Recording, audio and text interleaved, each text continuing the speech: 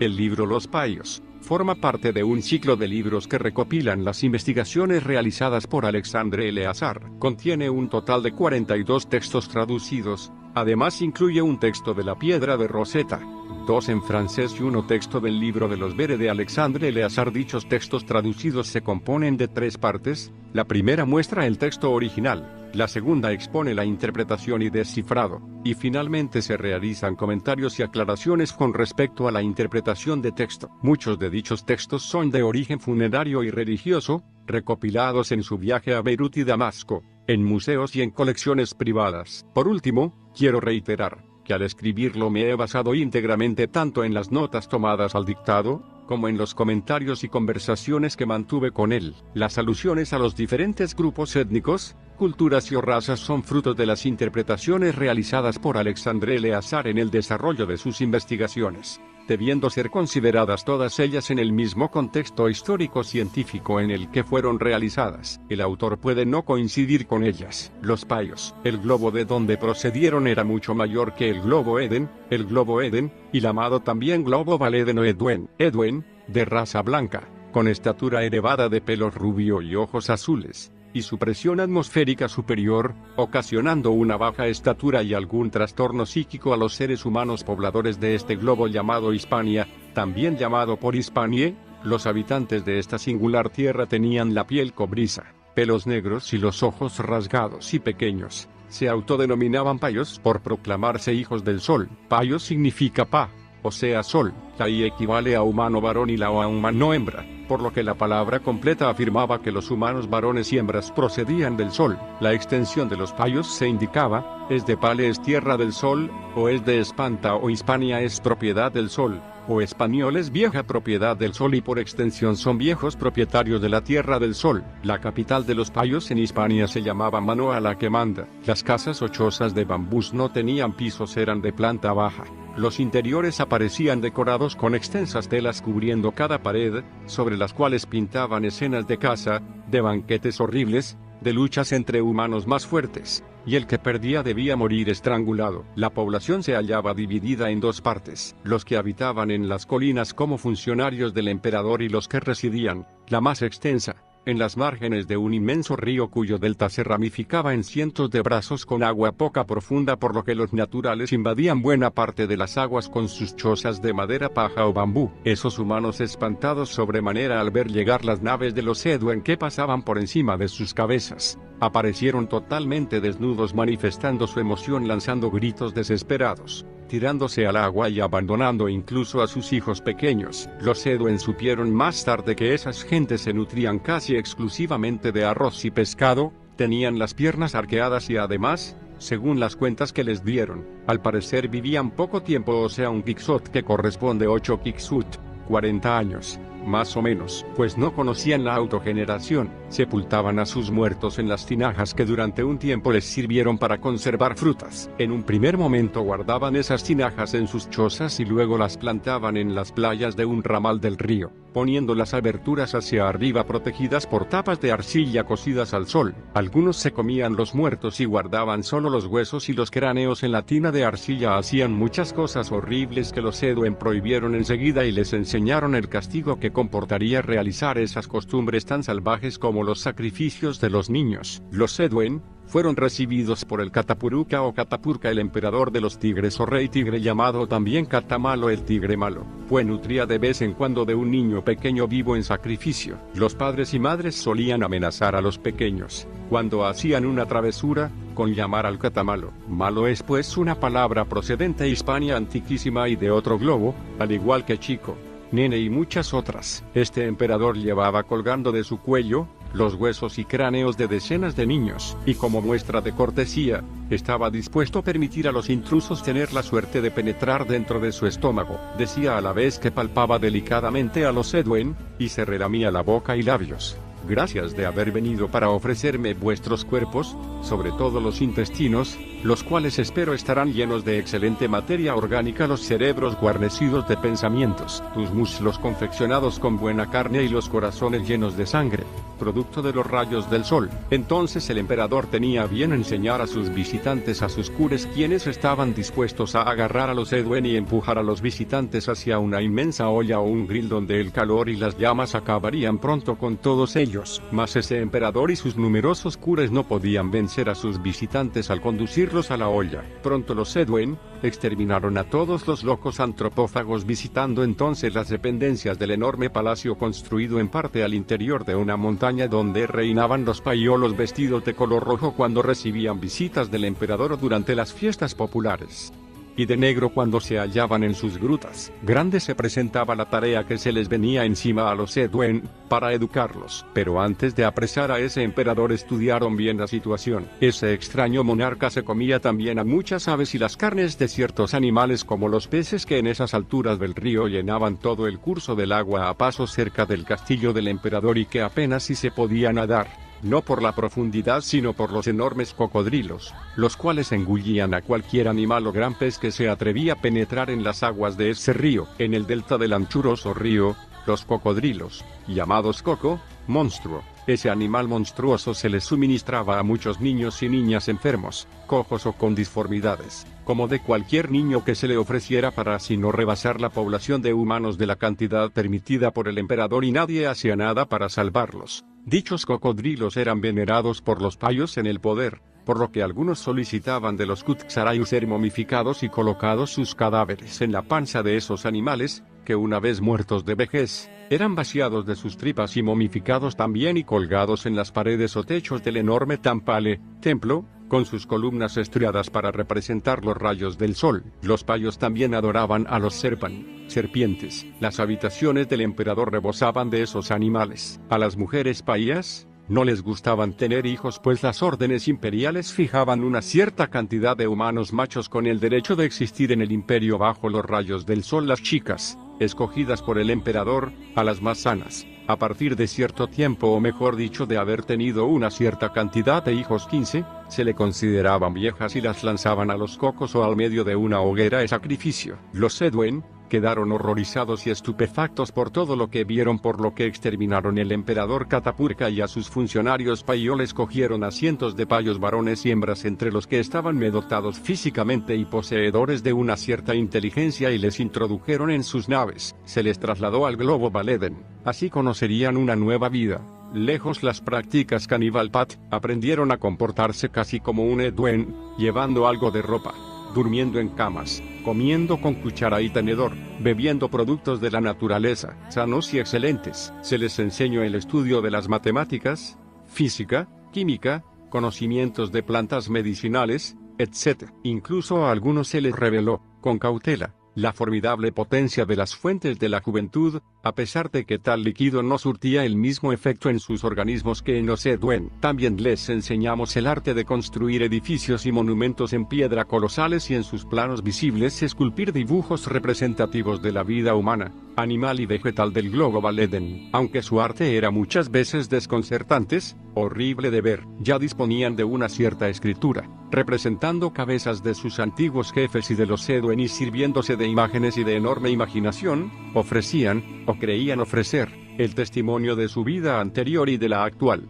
la que vivían junto a los Edwen. No obstante, nos asombraron con sus pinturas de un realismo sorprendente, pero escogiendo temas más bien salvajes y feroces. Pero pronto descubrimos que eran perezosos, y aparte de la pesca, la siembra y la recolección del arroz en terrenos inundados de agua, pasaban su tiempo en cazar otros animales, sobre todo los volátiles, y a pescar con una especie de cortina horadada de agujeros y que permitía a los peces pasar de un lado a otro, pero no retroceder. Ocurrió que muchos animales tenían la costumbre de visitar a los Edwen. Los animales vivían en armonía con ellos, y en cierta ocasión los payos mataron a cientos, los cuales se acercaron para mostrarnos a sus proles. Fue una verdadera carnicería, por lo que se tomó la determinación de prohibir a los payos matar o apoderarse de esos animales para luego comérselo. A partir de entonces hubo una cierta animosidad con los Edwen. También el hecho de tener muchos hijos, que ya no morían por sacrificios, intranquilizó pronto a los Edwen, se dieron cuenta de los riesgos que se podían correr con esos humanos pequeños. Finalmente,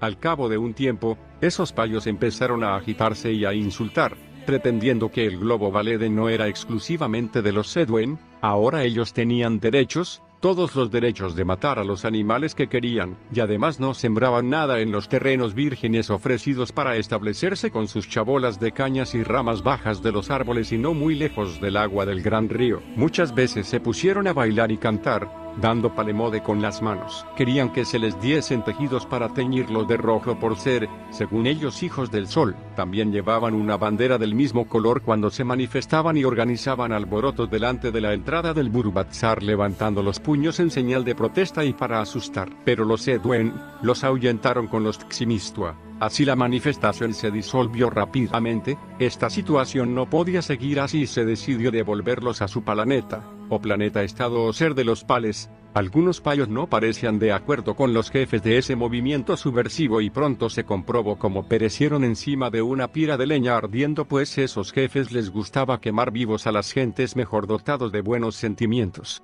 Tal como hicieron más tarde con muchas gentes Sedwen en la tierra Leleput. En vista de eso, se enseñó a algunos payos el manejo de los mandos de las naves que les llevaría de regreso al globo Hispanie. De todos modos, en dicha nave se les había programado su trayectoria, no pudiendo existir riesgo de ir a parar a otro globo, pero podían intentarlo ya que las Paleides contaban con más de 150.000 globos más pequeños, perteneciendo geográficamente a los Pales, aunque no se hallaban ocupados por ellos. Antes de la llegada a la Tierra por parte de los payos, cuando hablaban refiriéndose a la Tierra, la llamaban Leleput, significando, es pequeña tierra coño. Siempre esta pequeña tierra coño, propiedad solo de la raza negra. Antes de partir esos payos hacia su globo de origen, los Sedwen les hicieron aceptar un tratado llamado Jaungo y Kotar, por el cual se ponía fin a la guerra llamada de las Paleides, conviniendo que los Pales o payos no intentarían nunca volver hacia los globos conquistados por los Sedwen, es decir, franquear el límite de la Biela Ketu, frontera siempre oscura que debería separar los globos Eden,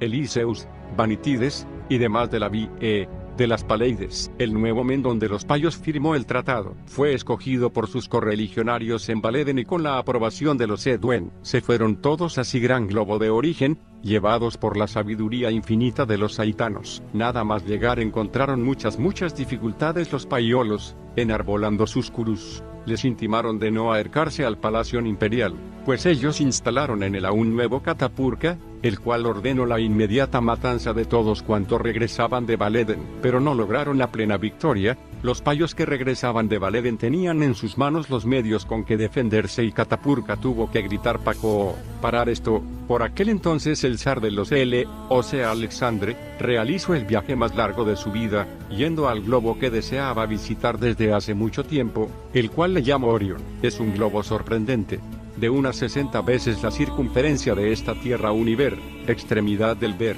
nombre de nuestra tierra. Los animales e insectos pululaban en sus bosques casi impenetrables y ciertos peces cazando a cualquier animal aproximándose en las playas, saliendo del agua de un golpe y llevándose su presa con mucha rapidez para ahogarlo dentro del agua. Mariposas gigantes, sus flores inmensas y luminosas de noche, noches interminables con ese clima tan dulce. El zar de los Elen llevaba consigo a 9 churides, queridas, eran cosmonautas. En el caso de Orión fueron 9 mujeres por su gran tamaño, siendo la cantidad mínima exigida para el descubrimiento del globo Orión, y de esas churides nacieron muchos hijos e hijas. Los payos llegados de globos Univer, instalaron en las márgenes del río que les recordaba el dejado tras la Biela Ketu, fundaron su nueva capital llamada Manaos, la ciudad de las 1000 fuentes, siendo seguramente la pieza arqueológica mayor y mejor conservado de esta tierra con sus numerosos intactos palacios. De esta manera quedó establecido el imperio de los payos. Llamarían después Lenen Imperium,